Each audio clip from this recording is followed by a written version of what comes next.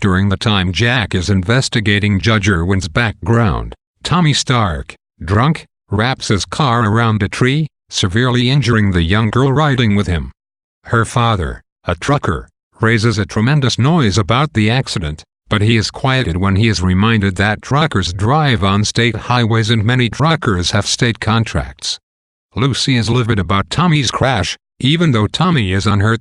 She insists that Willie make him stop playing football and living his rambunctious life, but Willie says that he won't see his son turn into a sissy, and that he wants Tommy to have fun.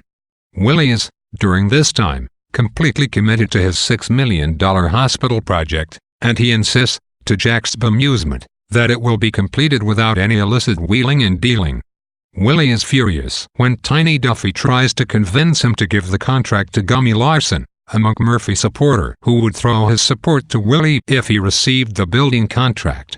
He would also throw a substantial sum of money to Tiny himself.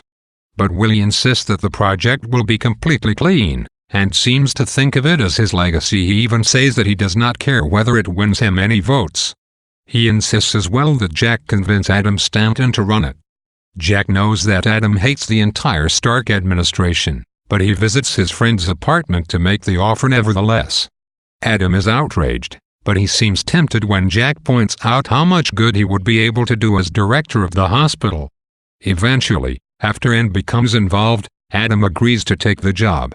He has a conversation with Willie during which Willie espouses his moral theory that the only thing for a man to do is create goodness out of badness, because everything is bad, and the only reason something becomes good is because a person thinks it makes things better. Adam is wary of Willie, but he still takes the job after he receives Willie's promise not to interfere in the running of the hospital.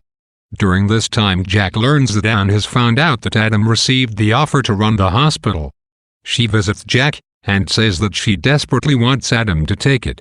In a moment of bitterness, Jack tells her about how her father illegally protected Judge Irwin after he took the bribe. Ann is crushed, but she visits Adam with the information, and that is what prompts Adam to compromise his ideals and take the directorship. Ann, Adam, and Jack attend a speech Willie gives, during which he announces his intention to give the citizens of the state free medical care and free educations. Ann asks urgently if Willie really means it, and Jack replies, "How the hell should I know?" But something nags the back of Jack's mind. He is unable to figure out how Ann learned that Adam had been offered the directorship of the hospital. Adam didn't tell her, and Willie says that he didn't tell her, and Jack didn't tell her. He finds out that Sandy Burke told her. In a jealous rage for Sandy says that Ann is Willie's new slut, that she has become his mistress. Jack is shocked, but when he visits Ann, she gives him a wordless nod that confirms Sandy's accusation. The increasingly important roles Ann and Adam Stanton have been assuming in Jack's life are cemented in this chapter, as both siblings become involved with Willie Stark. The information Jack has gathered about Judge Irwin and Governor Stanton comes as a severe shock to both Ann and Adam, and ultimately propels each into a closer association with Willie, the man who was once anathema to the Stantons' moral ideals. Adam is tempted by the possibility of doing great good, and when he learns that his father was not a paragon of ethical behavior, he gives in to his temptation.